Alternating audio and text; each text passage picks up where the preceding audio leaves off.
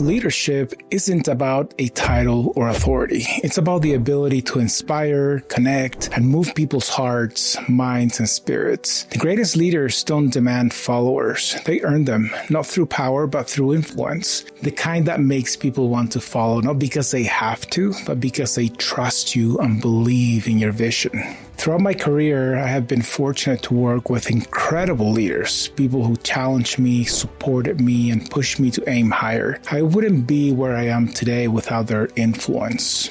But I've also learned from leaders who showed me exactly what not to do. Leaders who led with fear instead of inspiration. And as difficult as those experiences were, they taught me something valuable.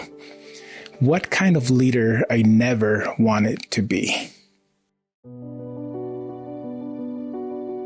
I learned this lesson firsthand during one of the toughest moments of my career. Early in my career, during the mortgage crisis, I lost my job. At first, I saw it as a temporary setback, but weeks turned into months. I sent out resumes, no callbacks, I networked, still nothing. The pressure kept building. I had a family to support, bills piling up, and no clear path forward. I started questioning myself, was I not good enough? Had I hit a ceiling? Would I ever recover? I felt stuck, powerless, like I wasn't enough.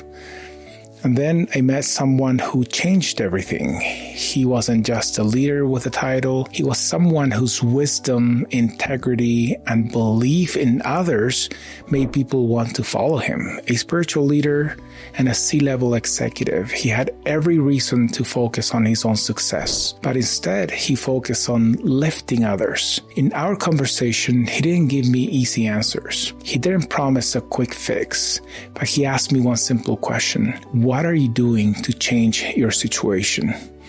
That question hit me hard because the truth was I wasn't doing enough. I was waiting for opportunities instead of creating them. That moment changed me.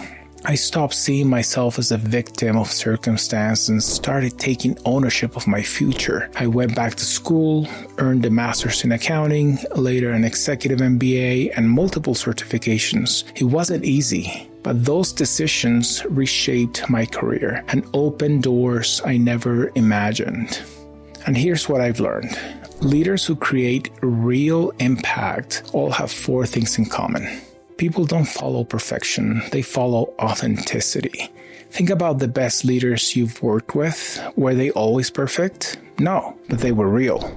Have you ever worked with someone who always acted like they had all the answers? It's hard to connect with that kind of leader. But when a leader is willing to be real, when they say, I may not have all the answers, but let's figure it out together, that's when people lean in. That's when trust is built. Great leaders don't just listen, they pay attention. Have you ever worked with a leader who really listened to you? Not just hearing your words, but actually understanding what you meant? Leadership isn't just about words. It's about awareness. It's seeing the hesitation in someone's eyes before they speak. It's noticing when confidence fades or when a great idea goes unspoken. The best leaders don't just hear what's said. They tune into what's left unsaid. True leadership isn't about making people comfortable. It's about making them better. Think about a time someone challenged you, pushed you beyond what you thought you could do. Probably wasn't easy in the moment, but looking back, you grew from it. That's what real leadership is about. The best leaders don't just encourage, they challenge. They push people not to tear them down, but because they see potential others don't yet see in themselves. And sometimes the hardest thing a leader can do is tell someone what they need to hear, not what they want to hear. Great leaders don't blend in, they stand out. And here's something a lot of people don't realize. Great leaders don't fit a mold. They don't try to be someone else. They lead in a way that's true to them. Your uniqueness isn't a weakness. It's your greatest strength. When you own it, you give others permission to do the same. So I'll ask you again, are you the kind of leader people want to follow? Not because of your title, but because of the way you inspire, challenge, and connect. Think about the leaders who have shaped your life. What made them unforgettable? What made you want to follow them? Now ask yourself, are you leading in a way that earns trust, builds connection, and challenges others to grow? If this message resonated with you, hit the like button, subscribe for more leadership insights, and drop a comment.